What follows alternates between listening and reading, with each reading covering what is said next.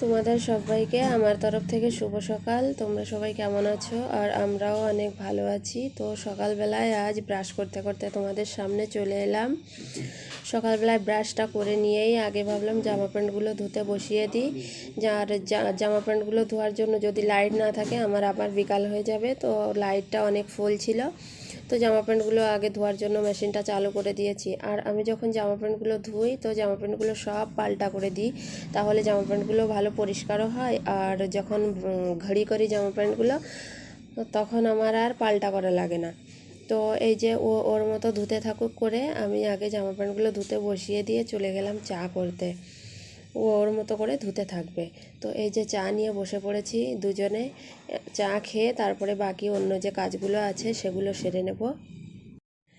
তো আমি চা খেতে ডাকলাম ওকে। আমি তো চা নিয়ে নিচে ফ্লোরে বসে পড়েছি। তো ও বলছে কোথায় বসবো, তো আমি বললাম এখানে নিচেই বসে পড়ো।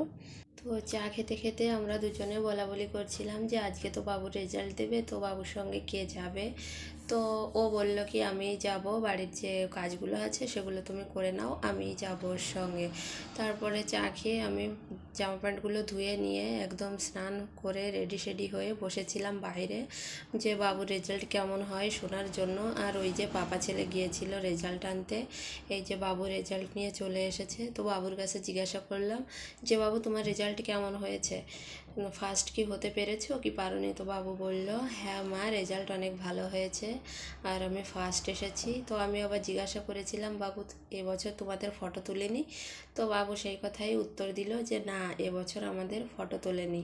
মানে ওর স্কুলে ফার্স্ট সেকেন্ড থার্ড যারা হয়, খাস করে যারা ফার্স্ট হয় তাদের স্যারের সঙ্গে প্রিন্সিপালের সঙ্গে ফটো তোলে, এবছর আর সে ফটোটা ওরা তোলেনি। তো বাবু রেজাল্ট দেখে তো আমি অনেক খুশি। তারপরে চলে গেলাম রান্না করতে। আর এখন আর ভালো মন্দ রান্না নেই, ভালো মন্দ রান্নাটা বিকালে করব, যেহেতু বাবু ফার্স্ট হয়েছে। এবার সেই খুশিতে কিছু তো একটা স্পেশাল বানাতেই হবে আমার বাবুর জন্য। তো আমরা সকালের খাওয়া দাওয়াটা করে এই যে দুপুরবেলায় বসেছিলাম। আর ওই দেখো বাবু আবার ওই যে খাচ্ছিল থামস আপ। তো বাবুর কাছে গিয়ে আমি একটু বসলাম। তো বাবু বলল মা তোমাকে একটু আদর করব। তো আমি বললাম করো। আর ওই দেখো আমাকে এসে হাম্পি দিচ্ছে। ও সারা দিনে যে কতবার এসে এরকম আমাকে হাম্পি দেয় সেটা আমি নিজেও জানি না। ও একটুখানি খেলা করে ঘুরে ফিরে এসেই আমাকে হাম্পি দেয়। আর বাবু যখন সকালবেলায় ঘুম থেকে ওঠে, তো ঘুম থেকে ওঠার পরে ওর রোজ সকালে একটাই কাজ আগে হয়, সেটা হলো ও আমাকে ডাকবে মা আমার কাছে এসো। তো আমি ওর কাছে গেলে অনেকক্ষণ আমার মুখে হাত দিয়ে শুয়ে থাকবে, তারপরে অনেকগুলো হাম্পি দেবে, তারপরে বলবে মা এবার আমাকে কোলে নিয়ে ওঠো। বাবুর সঙ্গে গল্প করতে করতে বড়মশাই বলল একটু চা করে নিয়ে এসো। তো আমি লাল চা করে নিয়ে এলাম। আর বিকালে আমরা যখনই চাটা খাই বেশিরভাগই আমরা লাল চাটাই করি। আর এই যে বড়মশাই বাজারে যাবে, বিকালে বাবুর মনপসন্দ বিরিয়ানি করব, তার জন্য কি কি লাগবে তাই আমার কাছে শুনছিল যে বাজার থেকে কি কি আনবো। আর এই দেখো সন্ধ্যার সময় কি কালো করে একটা মেঘ করেছিল, মনে হচ্ছিল যেন শূন্যের উপরে একটা পাহাড় দাঁড়িয়ে আছে লম্বা করে।